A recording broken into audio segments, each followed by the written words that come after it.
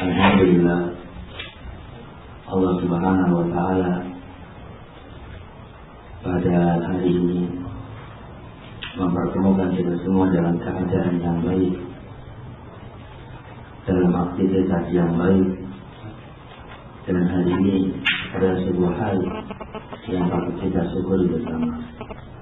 Dalam keadaan yang baik, dalam keadaan Allah Subhanahu wa Ta'ala mengkaruniakan kepada diri kita kenikmatan yang banyak, yaitu kenikmatan Islam, kenikmatan tauhid, kenikmatan sunnah, kenikmatan menikah, atau kenikmatan akan menikah. Insya Allah begitu juga diperlukan di sebuah aktivitas yang baik pula, yang kata Rasulullah SAW dengan indah beliau mengatakan, man salaka tariqan yaltamisu fihi ilman sahalallahu lahu bihi tariqan ilal jannah. Barang siapa yang menempuh jalan untuk menuntut ilmu agama, maka Allah akan menjalankan, maka Allah akan memudahkan jalan untuk menuju surga. Alhamdulillah, pada kesempatan ini kita berkumpul dalam aktivitas, dalam berkumpul dalam sebuah ibadah yang sangat agung, yaitu ibadah menuntut ilmu syar'i. Oleh karena itu, sebelum atau anak ingin mengingatkan berdiri anak pribadi dan kita semua untuk meluluskan yakin kita dalam rangka mencari ridha Allah Subhanahu wa Ta'ala semata. Kebetulan atau anak itu berarti dalam sebuah atau ditugasi untuk menyampaikan sebuah pembahasan yaitu tentang judulnya anak bertahu atau yang dia dibikin sama manusia.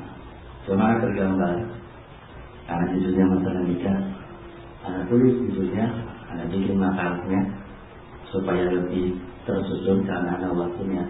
Kasih kalau makasih panitia sekitar 1 jam sedikit lebih atau jam setengah. Karena judul karena pembahasan masalah nikah ada sebuah pembahasan yang sangat panjang lebar, dibahas oleh kita para ulama sampai kepada Qaul Allah Ta'ala berkata, kata beliau, tema ini atau pembahasan ini yaitu permasalahan menikah sangatlah penting sekali.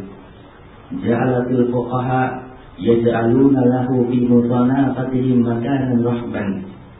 Kata beliau, di mana para fuqaha, yaitu ulama fikih, mereka menempatkan pembahasan masalah pernikahan,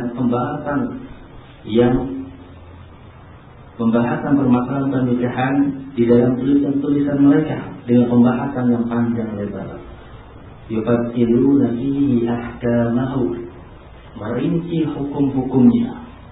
Yuwadihuna fihi maqasidahu wa atharahu, dan menjelaskan tujuan-tujuan dan dampak-dampak atau buah-buah yang baik dari pernikahan.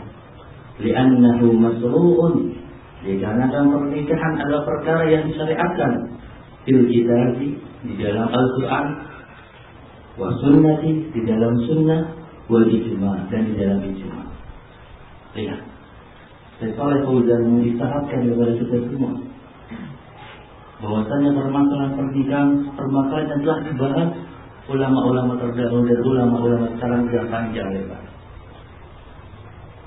Oleh karena itu, ayat ibadah al-kiram rahimani wa rahimahumullah, pada kesempatan kali ini Anda ingin hanya menitik beratkan karena kesederhanaan ilmu yang pertama, dan yang kedua karena kesederhanaan atau sempitnya waktu kita, menitik beratkan tentang atau Anda di judul untukmu yang ingin menikah.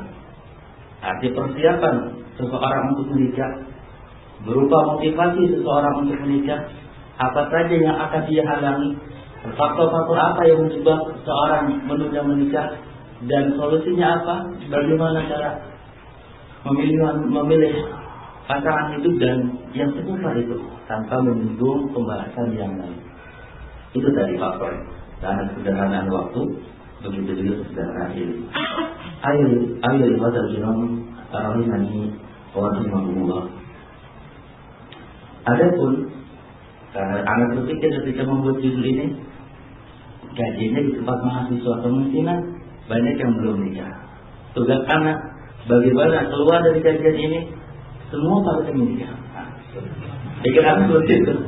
Ternyata, masya Allah, anak lihat sebagian jenggotan yang udah putih atau yang ini, berarti ada juga sudah nikah. Nah, materi ini atau ilmu ini akan bermanfaat bagi yang sudah nikah ataupun terlebih-lebih yang belum nikah. Yang bagi sudah nikah akan bermanfaat ketika dia mempunyai seorang putri atau mempunyai seorang anak laki-laki, sehingga dia bisa mengarahkan dengan pengarahan yang baik ketika akan menuju fase pernikahan. Ini bermanfaat.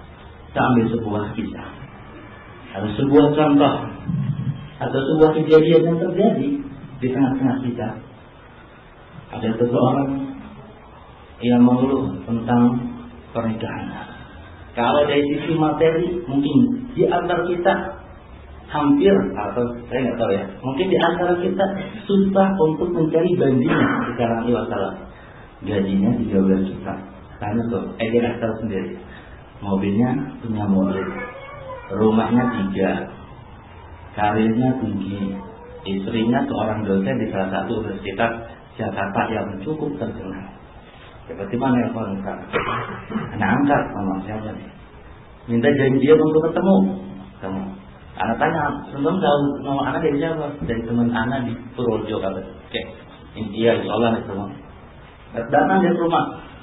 Nggak bermain sama ngobrol-ngobrol. Pertemuan yang kedua, ketiga dan 4, baru dia bicara, gimana Ustaz? Apakah harus rumah tangga anak pertahankan? Kenapa emang? Istri anak, masya Allah, nggak bisa mengurus anak-anak. Begitu juga nggak tahu kewajiban istrinya. Anak saya ingin mengajak maksudnya mengajak untuk berhubungan, seringnya nolak. Capek habis ngajar di kuliah dan semisal. Begitu juga kalau makan kolak, dia bilang itu kompor gasnya dikencengin, nyala, lalu ditaruh penggorengan sampai minyaknya itu sampai minyak itu tak lalu dia sampai ketakutan, kayak orang yang nggak biasa masak, pusing dia.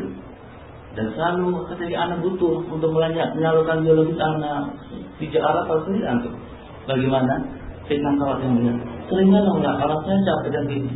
Akhirnya sering ribut, ternyata dia sudah mengeluarkan ucapan talak 2 kali sama istri. Apakah kesana mempertahankan rumah tangga anak? Dia bilang seperti itu. Baru saya teringat pesan orang tua saya sehat. Baru saya teringat pesan orang tua saya, pentingnya mencari jalan hidup yang baik agama Allah.